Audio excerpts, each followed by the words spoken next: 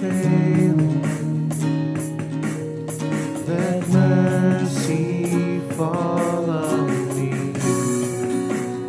Everyone needs forgiveness, the kindness of a Savior,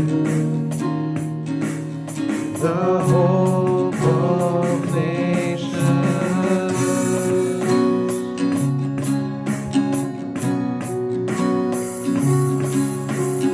Savior, He can move the mountains.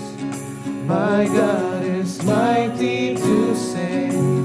He is mighty to save forever.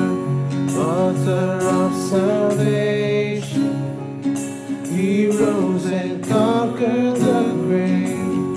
Jesus conquered the grave.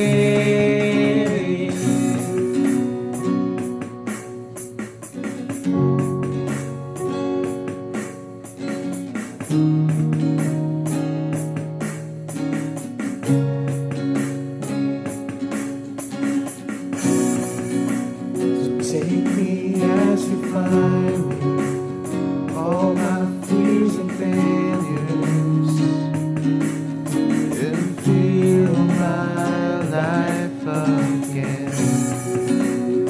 Give my life to follow everything I believe in. Now I surrender. I surrender. Savior, He can move the mountains. My God is mighty to save.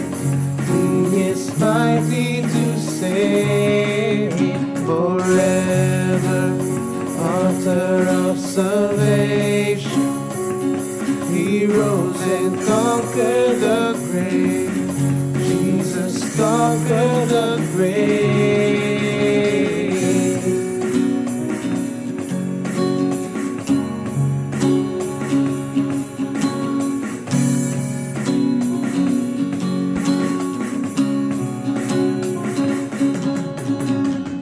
Shine a light and let the whole world see. We're singing for the glory of the risen King. Jesus, shine a light and let the whole world see. We're singing for the glory of the risen King.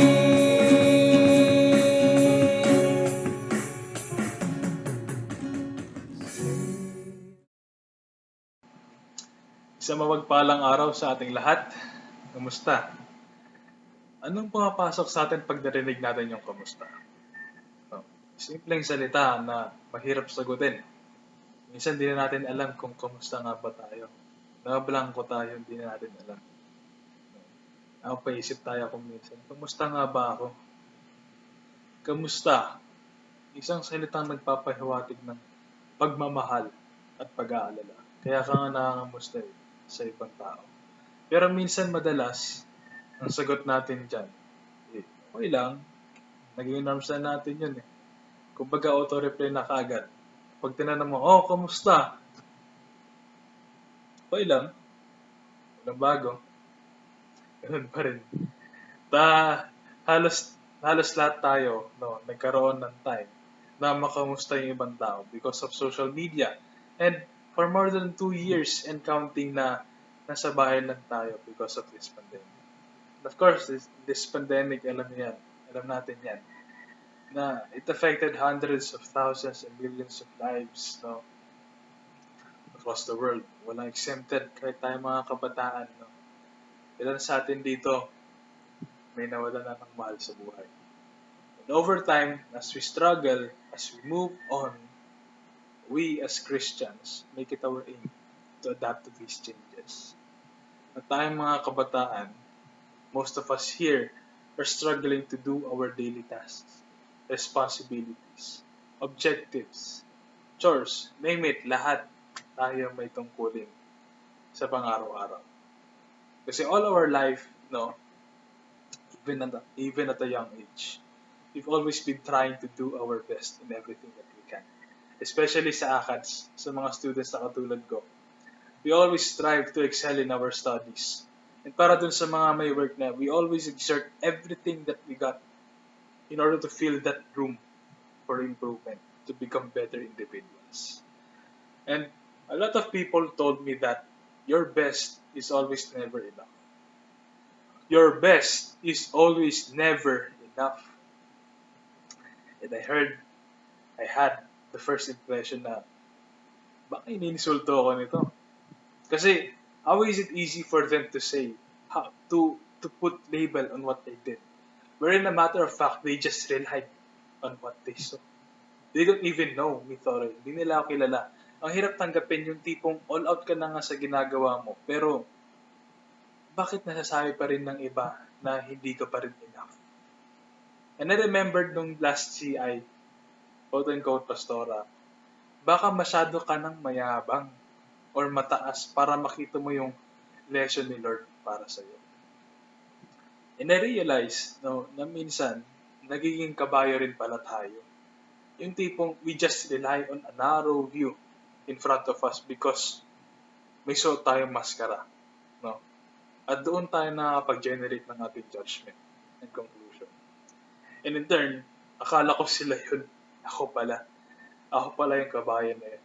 I just relied on what they told me, on what I heard, without even comprehending its message. And this is one of the most common issue of misinterpretations.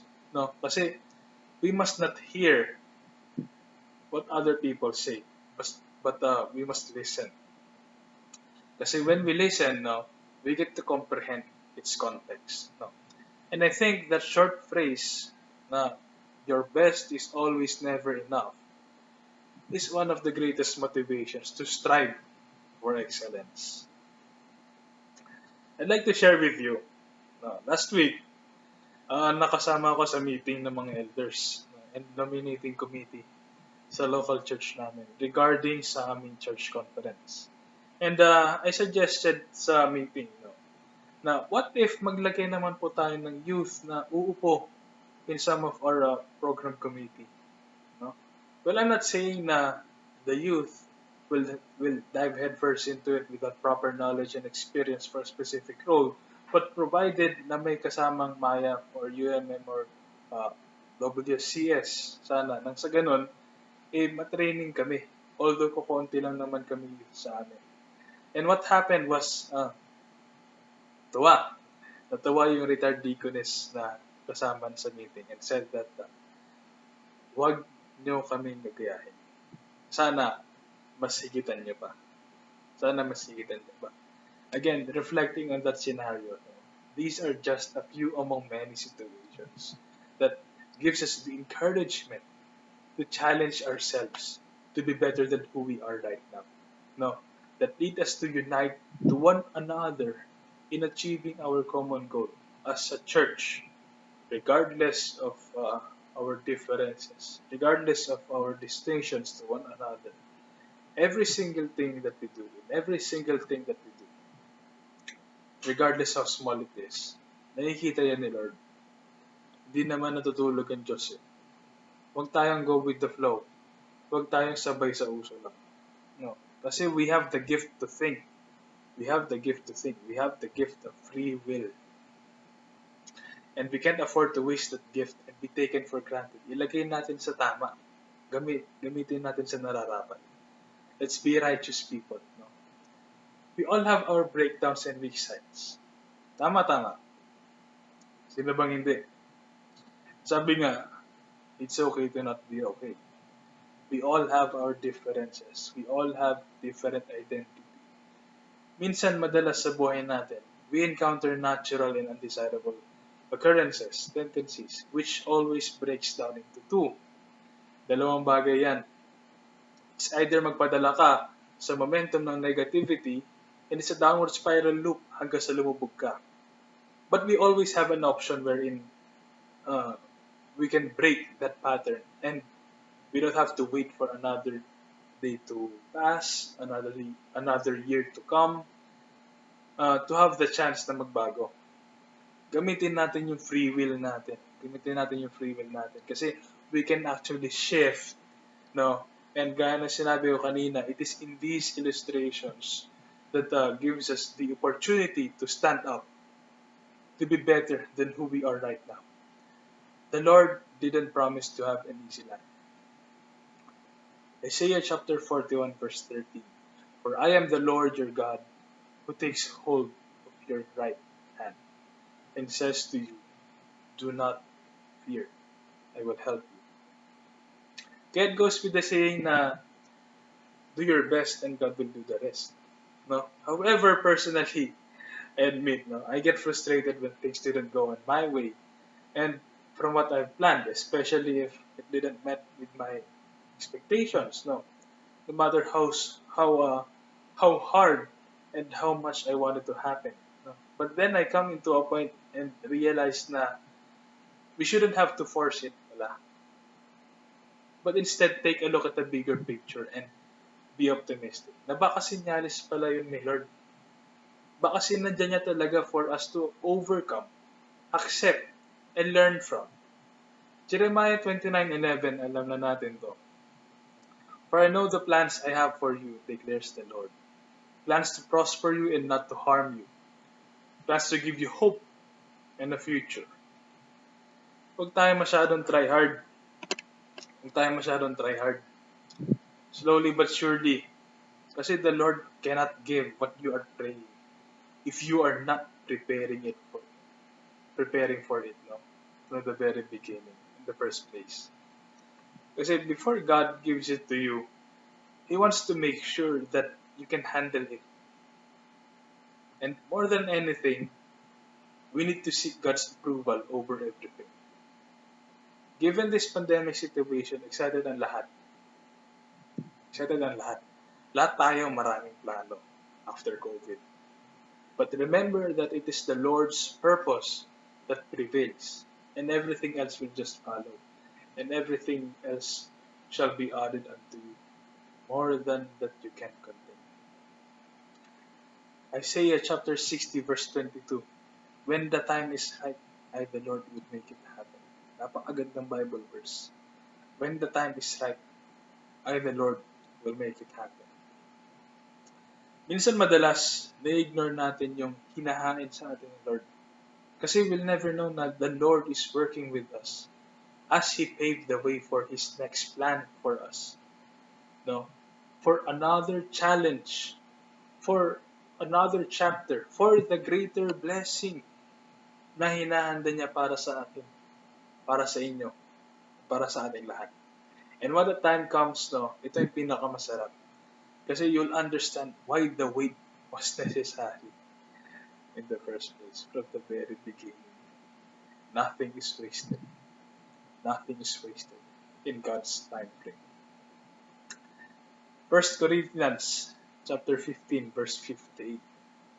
Therefore, my dear brothers and sisters, stand firm. Let nothing move you. Always give yourselves fully to the work of the Lord, because you know that your labor in the Lord is not in vain. Again, this leads us to unite one another in achieving our common goal, regardless sa mga pagkakaiba natin. Kaya nga tayo tinawag na the United Methodist Church. We are the United Methodist Church. We are not divided. We are united. We are a family, and family means no one gets behind. Start reaching out to others. Sabihin mo sa katabi mo, kamusta? Kamusta? Kamusta? Simpleng tanong na maaaring bumago sa buhay ng iba. Thank you for watching this short video, and to God be the glory. And God bless us all, and stay safe always.